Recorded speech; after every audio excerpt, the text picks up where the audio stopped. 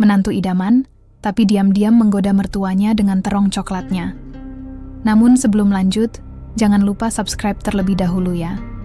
Terima kasih. Rumah itu sudah lama terasa sepi sejak Pak Bimo, suami Saras, meninggal 3 tahun lalu karena serangan jantung.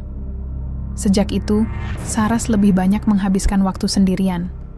Usianya yang hampir menginjak 45 tahun tak mengurangi pesonanya.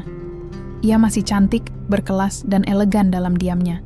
Sehari-hari ia mengajar sebagai dosen tamu di kampus swasta, selebihnya ia mengisi waktu dengan berkebun, membaca, dan sesekali ikut pengajian ibu-ibu komplek. Hingga hari itu datang. Tania, anak semata wayangnya, bersama suaminya, Arman, pindah sementara ke rumah Saras karena apartemen mereka sedang direnovasi. Rencananya hanya 2 bulan. Tapi 2 bulan ini terasa seperti warna baru dalam hidup Saras yang lama pudar. "Bu, maaf ya repotin," ujar Tania sambil membawa koper besar. "Repot apanya, kamu anakku. Rumah ini justru jadi hidup lagi," jawab Saras sambil tersenyum. Dan benar, sejak hari itu rumah menjadi ramai. Ada tawa Tania yang ceria, ada wangi kopi buatan Arman tiap pagi, ada percakapan ringan saat makan malam, dan yang paling Saras sadari, ada sosok Arman berbeda dari laki-laki seusianya. Ia tenang, tidak banyak bicara, tapi selalu tahu kapan harus membantu. Ia yang mengganti lampu taman tanpa diminta. Ia yang mencuci mobil Saras saat melihat debu menempel. Ia pula yang sering menawarkan diri membawakan belanjaan Saras, meski ia lelah pulang kerja. Saras melihat semua itu dengan hati seorang ibu, awalnya. Namun, entah sejak kapan, Saras mulai lebih sering memerhatikan Arman. Tatkala, Arman tertawa ringan sambil menggendong kucing peliharaan Tania. Saat Arman duduk membaca koran di pagi hari, dengan rambut sedikit acak dan kaus putih tipis. Atau ketika Arman diam-diam menyelipkan kantong belanja kesukaan Saras di meja makan. Teh melati, sabun mandi wangi kenangan. Saras berusaha menepis pikirannya. Itu cuma perhatian menantu ke mertua. Biasa. Namun perasaannya menolak menyebut itu biasa. Satu sore, saat Tania belum pulang dari kantor, Saras menyeduh teh di dapur. Arman masuk, masih dengan baju kerja rapi, meletakkan tasnya di kursi, lalu berkata, "Bu, saya beliin teh melati yang ibu suka. Tadi lewat toko kecil yang ada varian itu." Saras tersenyum, mencoba bersikap netral. "Terima kasih, Man. Kamu perhatian sekali." Arman hanya membalas dengan senyum tipis. Tatapannya tenang, tapi terlalu dalam. Saras menunduk, menyibukkan diri menuang teh ke gelas. Tapi dalam hatinya, ada sesuatu yang mulai bergerak pelan. Ia menolak mengakuinya. Tapi ia tahu, ada sesuatu dalam cara Arman menatap yang tidak seperti menantu kepada mertua. Dan ia, diam-diam, merasakan debar yang lama tidak ia rasakan, sejak Bimo tiada. Malam itu, saat Saras berbaring di tempat tidur, ia menatap langit-langit kamar dengan mata terbuka. Dalam diam ia bergumam, "Tuhan, jangan biarkan aku salah memahami perhatian orang lain, atau hatiku sendiri." Begitulah Saras, membisik dalam hati, malam itu, sebelum akhirnya ia tertidur dalam gelisah. Tapi pagi datang terlalu cepat, dan seolah dunia tak memberi jeda untuk mencerna debar-debar yang tak seharusnya ada. Pagi itu, rumah seperti biasa, tenang, hangat, dan tampak normal. Tania sudah berangkat lebih awal untuk presentasi kantor.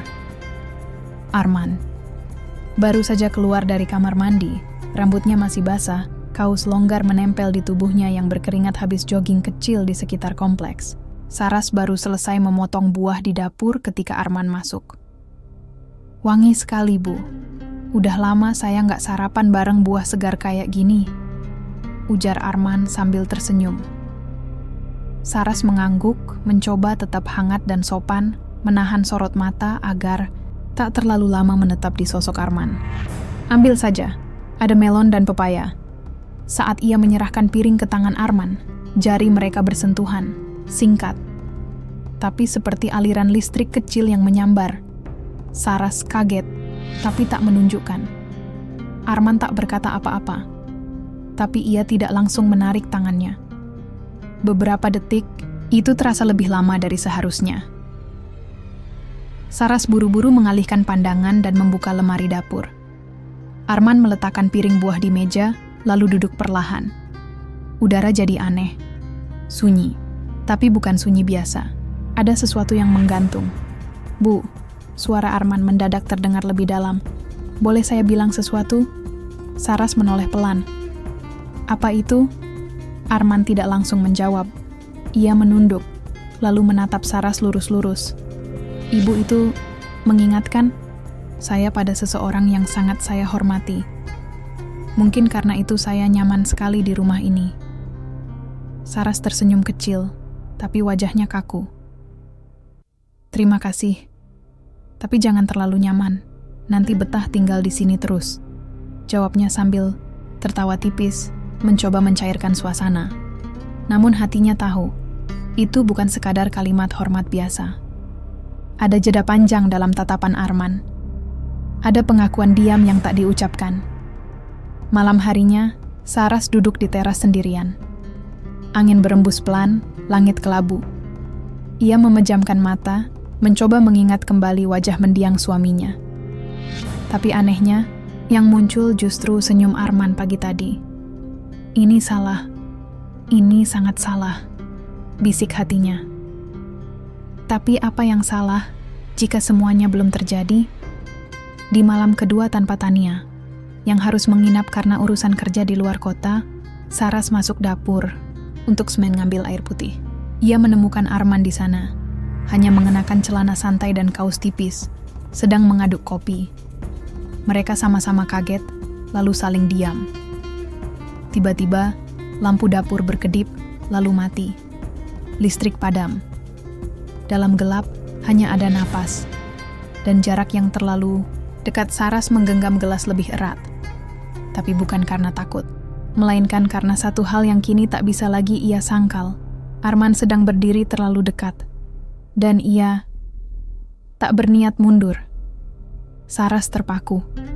Jantungnya berdetak tak beraturan. Entah karena gugup atau marah pada dirinya sendiri.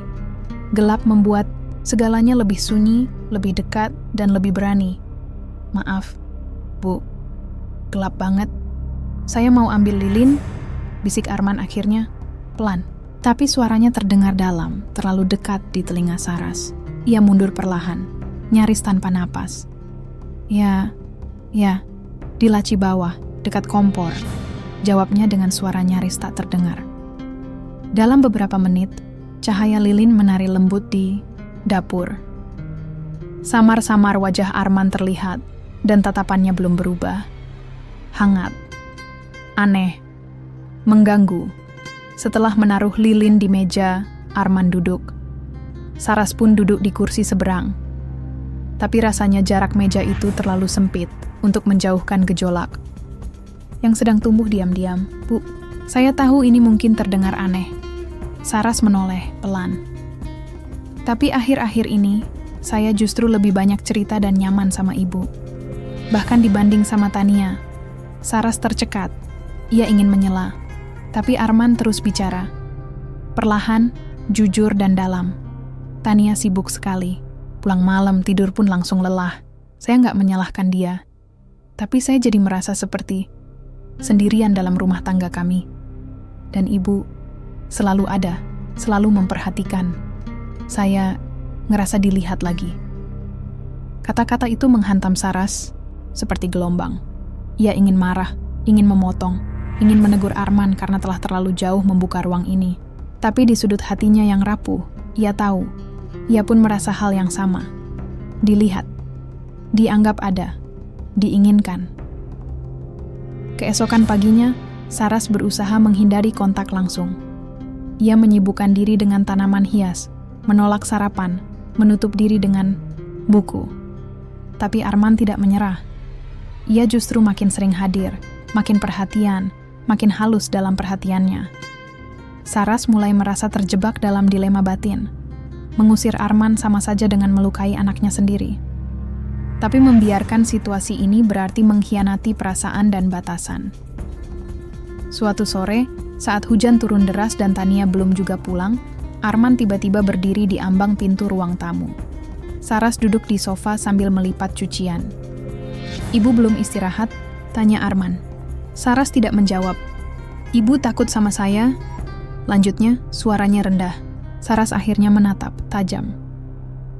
"Saya takut pada diri saya sendiri, Arman." Henning. Itulah pertama kalinya Saras mengakui bahwa ada sesuatu dalam dirinya yang gentar. Karena perasaan ini nyata. Dan justru karena nyata, ia tahu harus dihentikan. Tapi, Arman tetap bertahan. Perhatiannya makin halus, makin terasa. Ia mulai mengirimkan pesan-pesan kecil di WhatsApp. "Jangan lupa makan siang, Bu. Ibu suka hujan ya, saya juga. Kalau nanti Tania pulang telat, Ibu nggak sendiri kok." Dan semuanya dibaca oleh Saras. Diam-diam, dalam hati yang makin tidak karuan. Malam itu, Saras berdiri di depan cermin. Ia memandangi bayangannya, seorang perempuan parubaya yang seharusnya bijak, kuat, dan tahu batas. Tapi mengapa wajah di cermin tampak bimbang dan rindu? Tiba-tiba ponselnya bergetar. Pesan dari Arman. "Besok saya libur. Kalau ibu sempat, saya mau ajak ibu cari pot bunga baru. Ibu butuh udara segar." Saras menutup mata. Ia tahu, besok adalah hari ujian. Hari di mana ia harus memilih, menjaga kehormatan, atau jatuh dalam jurang yang semakin sulit dihentikan. Pagi itu datang dengan hujan gerimis yang turun sejak subuh. Langit kelabu, angin membawa aroma tanah basah dan daun yang basah kuyup. Saras berdiri di dapur, menggenggam cangkir kopi yang sudah dingin. Hatinya lebih dingin lagi. Ia tak menjawab pesan Arman semalam. Tapi ia tak bisa menghapusnya. Pesan itu menunggu, dan seperti ada kekuatan asing yang mendorongnya untuk tidak mengabaikan perhatian itu. Sekitar pukul 10 pagi, Arman mengetuk pintu ruang kerja Saras. Ia memakai kaos abu-abu dan celana santai. Senyum lembutnya masih sama. Tatapan matanya masih terlalu dalam. Jadi, "Ibu ikut?" tanyanya pelan. Saras menatapnya beberapa detik, lalu mengangguk. Anggukan yang seharusnya tidak ia berikan.